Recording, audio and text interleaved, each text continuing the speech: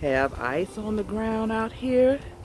Had to come back out and cover up some more of my plants a little bit better. Look at that ice there. Okay, okay.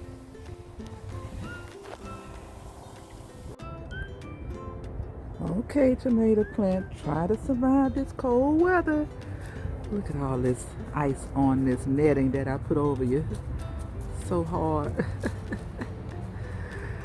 Stay warm, survive, survive. Oh, everything is so cold out here, you guys. We're in the 30s. They say it's supposed to get down in the low 20s, but it feels like 17 degrees out here. Oh, it's so cold. Okay, garden, try to survive this cold weather.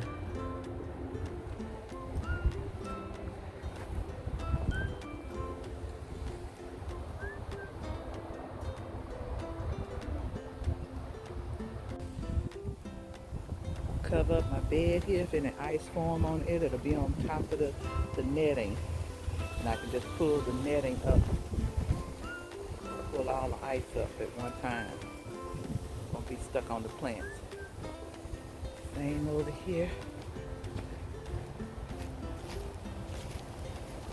Cover this up with the netting too and put bricks around it to hold it down.